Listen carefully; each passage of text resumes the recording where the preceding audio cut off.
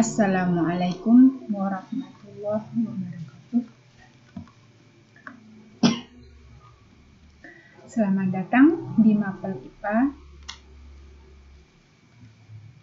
kelas 9 semester genap SMP Negeri 1 Maron. SMP Negeri 1 Maron keren. Kali ini pada pokok pembahasan sekarang yaitu membahas tentang kemagnetan. Di sini ada beberapa gambar yang erat kaitannya dengan kemagnetan, yaitu tentang pemanfaatan medan magnet. Nah, pemanfaatan medan magnet ini dilakukan oleh hewan yang seperti gambar ini, yaitu tentang migrasi burung. Migrasi burung elang ini terjadi di daerah Malang dan juga migrasi beberapa ikan salmon, rombongan ikan salmon. Migrasi ini tujuannya itu untuk keberlangsungan hidupnya, di mana kalau yang burung elang ini untuk memanfaatkan suhu di daerah asal yang sudah tidak bersahabat, maka dia harus bermigrasi ke tempat yang lebih bersahabat, terutama juga tentang makanannya. Kemudian kalau pada ikan salmon ini, dia berenang untuk mencari aliran air yang deras dan juga dingin untuk meletakkan telur-telurnya dan memeranginya sampai menetas. Jadi ini untuk perkembangbiakannya. Semua ini memanfaatkan medan magnet. Nah, apa itu medan magnet?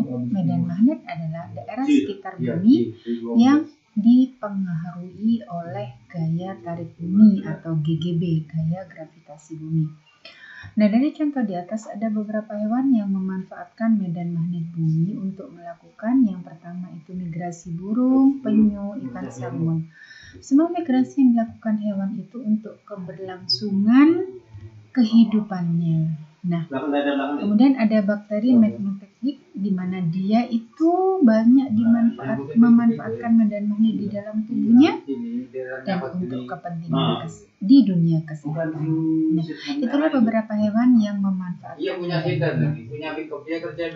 Selanjutnya, di sini kita akan membahas konsep tentang gaya magnet, di mana ini adalah gambar magnet yang mampu menarik gaya gravitasi, menarik besi atau benda yang bersifat magnetik. Magnet sendiri adalah suatu objek yang mempunyai suatu medan magnet. Nah, kata magnet itu berasal dari bahasa Yunani, yaitu magnetis litos, yang berarti batu magnesia. Ingat, dulu ada daerah di Yunani ini bernama Magnesia yang pertama kali ditemukan magnet dan sekarang bernama Manisa. Kemudian di sini Bu Endang juga akan menjelaskan tentang magnet atau besi berani bisa kita buat dengan memanfaatkan magnet yang sudah jadi. Ada beberapa macam magnet, salah satunya ini yang kita bahas di sini adalah magnet batang. Bagaimana cara membuat magnet? Membuat magnet itu ada 3 cara. Yang pertama itu digosok, kemudian dialiri listrik, serta diinduksi. Penjelasannya seperti di bawah ini. Kalau yang digosok itu di sini ada besi yang saya kasih nama X dan Y, dan ini adalah magnet batang yang sudah jadi magnet. Kita gosokkan searah seperti ini, seperti gambar anak panah ini. Nantinya selama 10 gosokan, nantinya besi yang tadi itu tidak memiliki sifat magnet, maka dia akan memiliki sifat magnet, di mana kutub X itu berarti membentuk kutub selatan dan kutub Y membentuk kutub utara sesuai dengan arah magnet yang digosokkannya. Bila ini U, maka di sini akan membentuk kutub utara, dan di sini akan membentuk kutub selatan. Begitu sebaliknya. Yang kedua adalah cara membuat magnet dengan cara dialiri arus listrik. Di sini menggunakan baterai, yaitu aliran magnet yang searah. Kutub-kutub magnet ini nantinya akan terbentuk melalui kutub positif dan kutub negatif. Di mana kutub positif ini dililiti dengan kawat baja. Nah, ini kutub positif itu membentuk kutub selatan dan kutub negatif membentuk kutub utara. Selanjutnya yang terakhir, membuat magnet dengan cara diinduksi atau didekatkan pada magnet yang sudah jadi. Nah, ketika diinduksi ini anak-anak, magnet yang sudah jadi itu akan membentuk magnet juga. Nah, cara yang ketiga adalah menginduksi magnet atau mendekatkan benda yang akan dibuat magnet ke magnet aslinya. Nah, untuk gambar di atas, magnet asli ada di atasnya dan magnet yang diinduksi ada di bawahnya. Nanti kutub magnet yang terbentuk sesuai dengan letak magnet. Bila ujung atas itu kutub utara, maka magnet yang diletakkan juga membentuk kutub utara seperti terlihat pada gambar.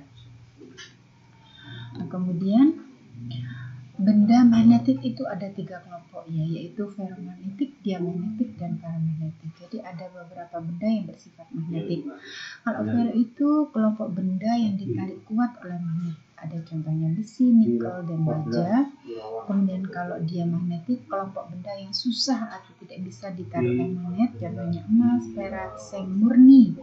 Nanti membeda dengan seng yang ada di depan saya ini bisa ditarik oleh magnet karena bukan seng murni.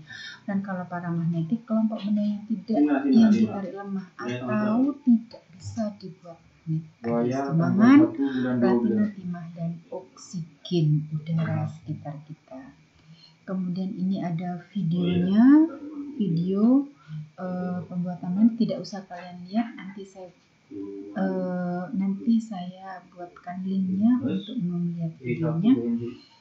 Nah, ini terakhir ya Nak ya. Yuk kita tetap semangat. Demikian penjelasan saya. Assalamualaikum warahmatullahi wabarakatuh.